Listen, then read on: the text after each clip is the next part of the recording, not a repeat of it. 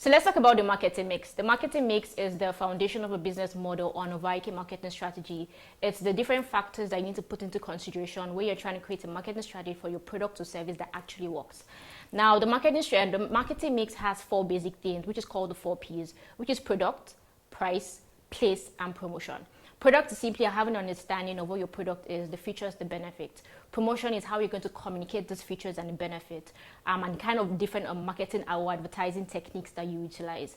Price is simply the value you're attaching to the product you're trying to sell, and then of course place is how people are going to access it. Now these are very important things that you must itemize or you must identify before you start to run any marketing campaigns, and this is one of the things you will learn on this course. Now in my experience, when people think about the marketing mix, sometimes they get carried away by looking at it from the brand perspective. So you think about your product and you're just dishing out the price, the benefits and the features, and you're just thinking about where you want people to come and meet you in terms of place, and thinking about push marketing strategies on how you're just going to promote what you sell. However, the best way to think about the marketing mix is from a customer-centric point of view, thinking about it from the customer perspective.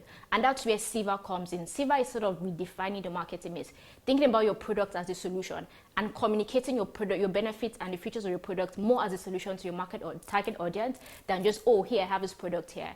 And thinking about price as value. So instead of actually saying this is what it costs, you're getting people to know that the amount you're going to pay for your product or service or give to you for your consult or whatever it is that you do is value that they're getting back from it. It's thinking about promotion, information instead of promotion. So it's not just actually pushing out these strategies and just telling people that this is what I do and different push marketing or outbound marketing strategies, but thinking about it as information. What do you need to tell people that can convince them that you're the right person to actually patronize? What do you need to tell people? What do you want to teach them about your product or your niche or your market? Thinking about content marketing strategies that again convincing people that you are the right person to actually trust, to be the know, like, and trust factor by actually giving people information.